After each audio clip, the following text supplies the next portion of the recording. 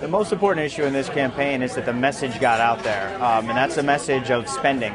And before I entered this campaign, nobody would talk about it, nobody would mention it. Everybody wants to talk about cutting of taxes or new entitlement programs. And by the end of this campaign, every single ad that Scott Brown had mentioned spending. He put it on one of the things that he was going to cut if he were to be elected, although he never actually came out with anything he was willing to cut.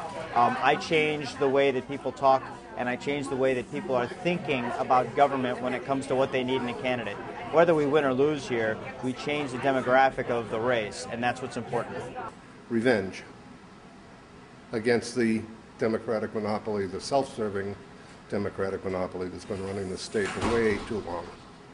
It's time for change. We've heard time for change for a lot of politicians, mostly Democrats. Well, they're right. I have to agree with them. A change for the good. They're very uneducated people who are saying that. They're people who run a campaign of fear.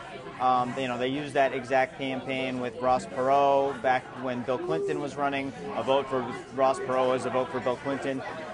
The Republicans have been using that campaign for many, many, many, many years because it's been very effective for them. The reality is nobody knows how many people I'm pulling from which demographic except us, because we have the email traffic to prove it. So as I said before, we got over 120 emails before I left my house this morning of people who are Martha Coakley supporters, typical Democrat supporters, that said, I voted for you today because of whatever reason.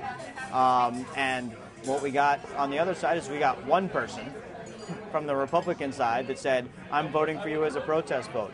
During the course of this campaign, we were getting emails intermittently that were going about 2 to 1. But today it was just overwhelmingly amount of Democrat support for making the Joe Kennedy vote.